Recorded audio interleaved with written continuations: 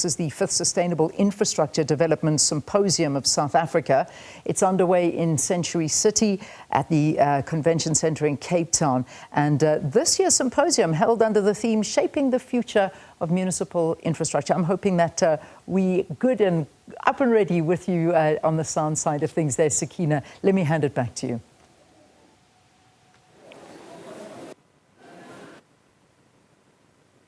And welcome back to Century City Conference Centre. And it is, of course, for SIDSSA 2026, the Sustainable Infrastructure Development Symposium of the South African government. And the Deputy Minister was just explaining to me, and of course to all of us, what is intended here, and also the fact that a government will still be funding the vast majority of these projects, but of course looking at the private sector to pitch in public-private partnerships and also some development institutions to bring the funding along that can help unlock most of these projects. And we're back on that conversation. And just Deputy Minister, looking at government's role in terms of unlocking and also just completing a lot of these projects that are already underway. But there is, of course, concern that the more the private sector steps in, that this could become privatization. How does government allay those fears that it's not about privatizing our public infrastructure, but rather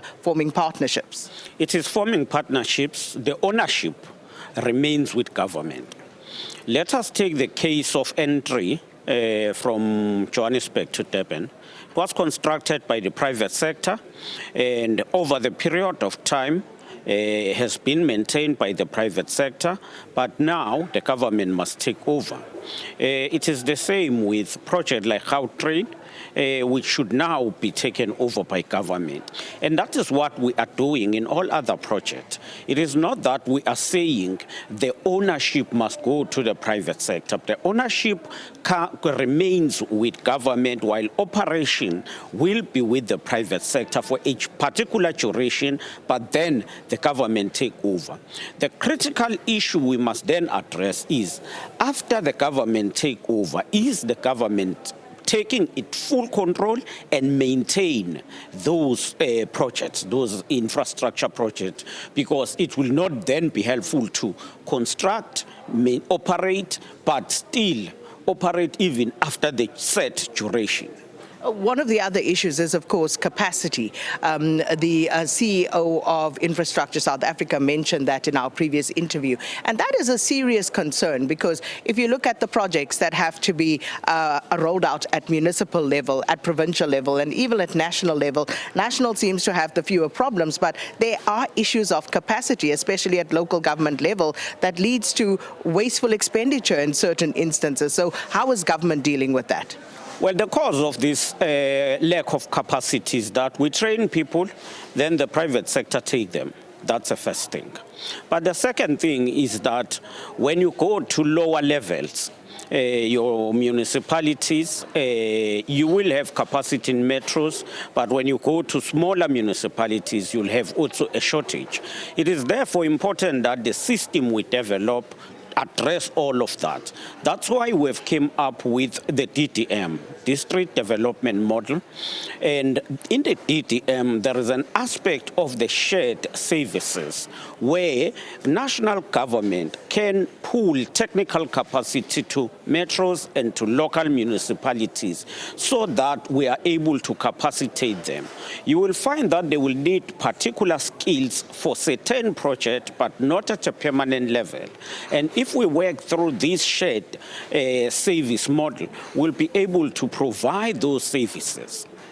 And just a final one with regard to the actual investment. How much is government looking to invest vis-a-vis the private sector, and how much are you looking to get from development institutions? For now, the government has set aside 1 trillion for the 3 years. This 1 trillion is set out, it is for investment in various projects, which include energy, logistics, water, and others. But we are still working to ensure that we pool the investment from the private sector. We are also looking to ensure that we enhance the coordination and cooperation from other institutions. But what we can say right now, the important thing is that all sectors must play their role. Ourselves as government, the private sector must contribute, but also the communities have a role to play, because they are the one who must own the infrastructure and ensure that it is protected, but also pay for services that are true. Very important note on which to leave that one.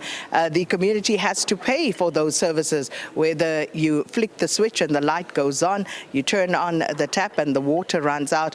It doesn't happen miraculously. With all the investment, we also have to play our part. But this is, of course, part of the conversations being had here at the Century City Conference Centre for SIDSSA 2026, where the government and other stakeholders are talking and collaborating on sustainable infrastructure development.